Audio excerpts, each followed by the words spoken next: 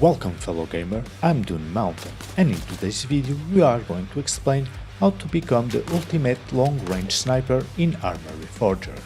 Long-range snipers are among the deadliest assets in warfare, capable of eliminating enemies with chirurgical precision, often without the enemy ever knowing their location. But to become the ultimate long-range killing machine in ARMA REFORGER, you have to master all three main pillars of an expert marksman. In this video, we'll explore these three key pillars, explaining their importance and how mastering them can also turn you into the ultimate war machine. So get ready, because this bolt action video is going to start.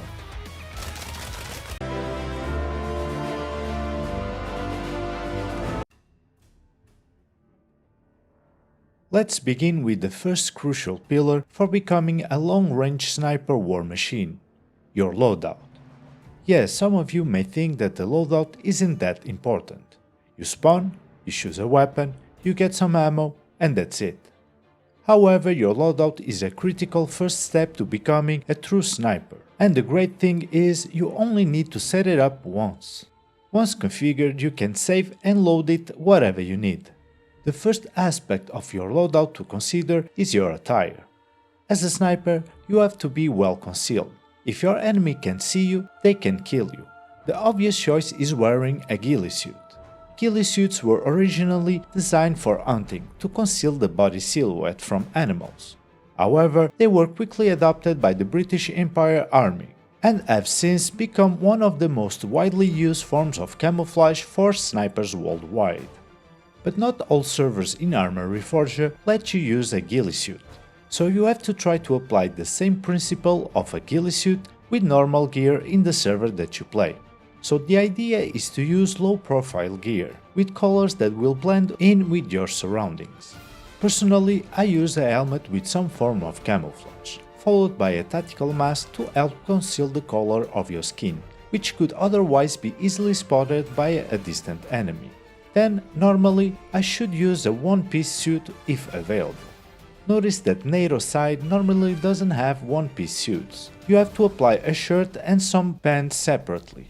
However, if a one-piece suit is available, use it, as it provides consistent camouflage across your entire body, and our goal is to be as visually uniform as possible.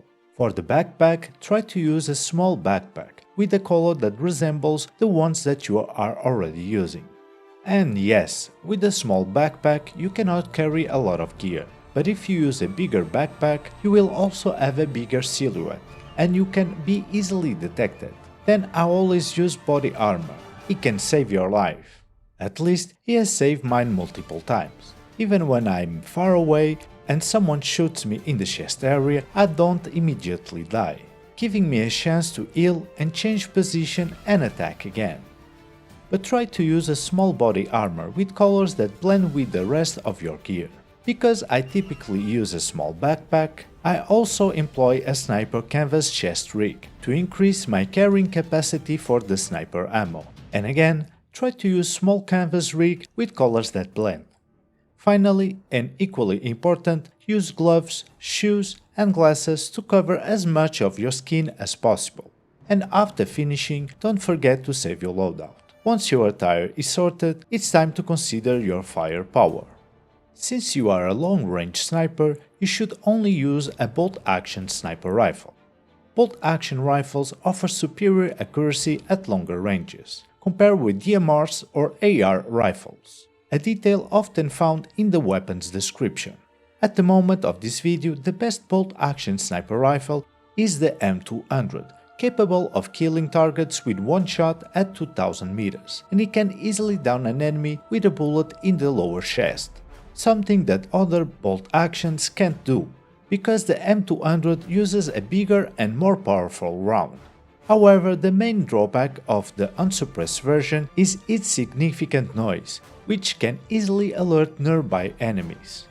And for you to be able to use this weapon in some servers, like the most popular WCS servers, you have to be at minimum rank of captain and the rank of major to use the suppressed version. So if you don't want to farm XP just to use this sniper, you can always use the suppressed bolt action sniper that your server allows you to use at your current rank. Once you have your precious sniper, you should choose your sidearm. Having a sidearm is essential to your survival in case that you encounter enemies close to you and you have to engage them. While a sniper rifle is incredibly powerful, it becomes a liability at close range, making a handgun a prudent choice. Something that you should always bring with you to pair with your handgun in a close quarters fight is an hand grenade. Sometimes you know that an enemy is chasing you close by, but you can't pinpoint their position, so you can always throw a hand grenade in the direction that you think that the enemy is, and either you will kill them or you are going to injure them. If the enemy is injured, they will likely make sounds that help you pinpoint their location. Additionally, being injured can cause vision impairment, giving you an advantage in a firefight. Or they might attempt to flee, making noises and further exposing themselves. Generally, a rocket launcher isn't necessary for a long-range sniper, but the decision of carrying one is yours. Sometimes it can be useful to destroy a nearby vehicle, but for the majority of cases you are better off without one, especially because it will take up a lot of space in your inventory and you are running with a low inventory loadout. Next, you should always carry a map for navigation, a shovel to clear obstructions in your line of sight or create defensive positions, bandage, blood bag, tourniquets, morphine for healing, and especially a rangefinder. That is an essential piece of equipment for any long-range sniper. And finally, ensure that you have plenty of ammo. It's best to consider your ammo magazines last, aiming to maximize your carrying capacity with as many as you can reasonably manage. But you cannot fill your character with some random mags. You should always choose AP rounds, also known as armor-piercing rounds. And as the name says, these rounds are capable of piercing the armor plates of your enemy, giving you a higher chance to kill them. You should not only equip AP rounds for your sniper, but also for your handgun. Handguns also have AP rounds, but be careful, not all handguns can use this type of ammo. Therefore, when selecting your handgun, prioritize one that is compatible with AP rounds. Normally I use the G7 handgun, but feel free to choose another handgun that uses the same ammo type. And now that you are all set up and ready to go to battle, just don't forget to save your loadout before you go. Now let's move on to the second pillar, selecting and traveling to an optimal long-range sniping position. First, you should choose a base that you are confident that has no enemies nearby, or at least there is no active firefighting on it. Once you spawn, you will need a vehicle to travel to one of the bases or outposts that your enemies are currently occupying or attacking. For a lone wolf sniper, a motorcycle is often the best vehicle. Its small size provides a minimal profile, making it harder for distant enemies to spot you. It also allows you for easier navigation through forests, maneuvering between trees and rocks, and produces less noise than other vehicles, and its small size makes it easier to conceal in a small bush. But in some servers, you can only use the motorcycle after reaching the rank of sergeant.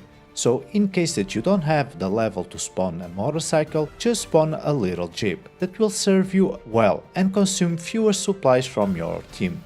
Now you have to choose the base that you want to snipe and where you will make your nest. This is always a difficult task when you don't know the base or the map. This is where the map that you brought with you and some common sense will help you to get the higher chances to hit the jackpot and find your sniper position. If you look at your map, you will see these fine lines like snake trails. These lines are topographic lines that will tell you how high the terrain is in that particular place, in comparison with other lines. The main idea that you have to retain is, the smaller the diameter of the circle, the higher in altitude that place will be.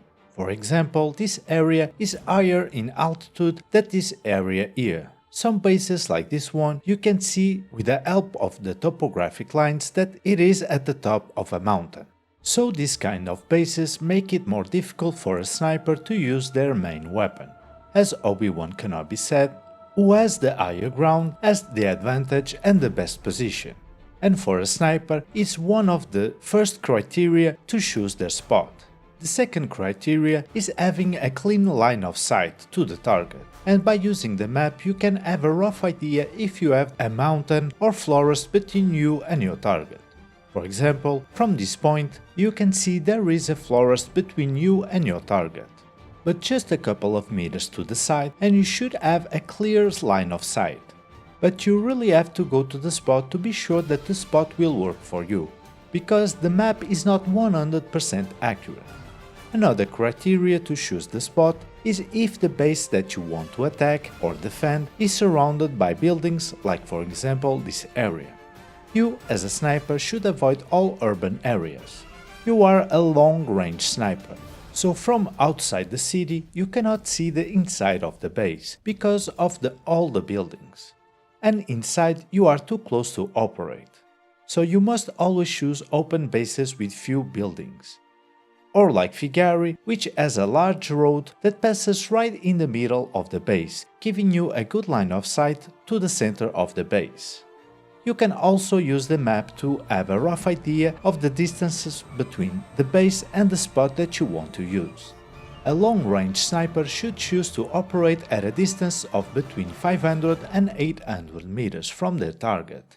And yes, you can operate at 400 and even 300 meters, but the closer you get to the target, the higher are the chances that your enemy spots you.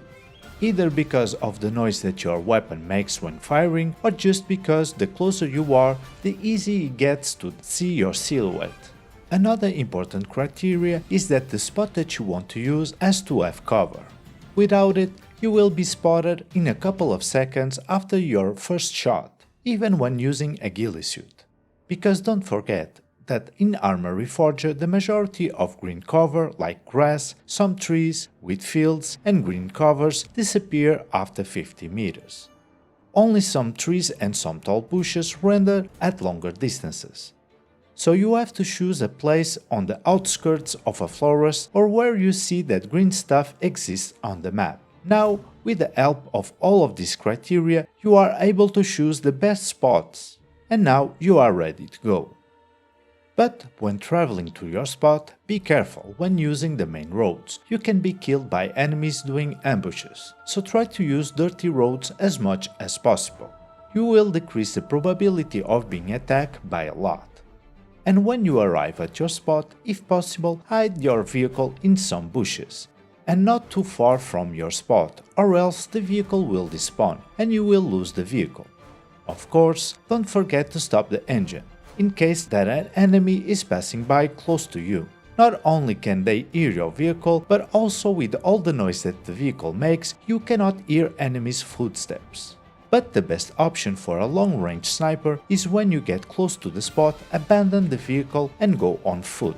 Because vehicles not only make noise, but because you are traveling at higher speeds than on foot, the enemy will spot you faster than going slowly on foot. The human brain tends to notice faster moving objects at a distance better than slow moving objects. And because you need to pass unnoticed and you need the enemy not know where you are or where you are going, traveling these last meters on foot in enemy territory is the best choice. Now that you have all the gear that you need and you have found your nest, we reach the third pillar for long-range sniping in ARMA REFORGER, which basically is strategy and mindset. First thing upon arrival, you have to choose a hiding place. Like I said before, tall bushes render at long distances, so use that to your advantage and choose tall and thick bushes or places where you have a lot of bushes that are concentrated in a small area. Once you position yourself in the bushes, you have two choices: either crouch or you go prone. Never try to snipe standing up.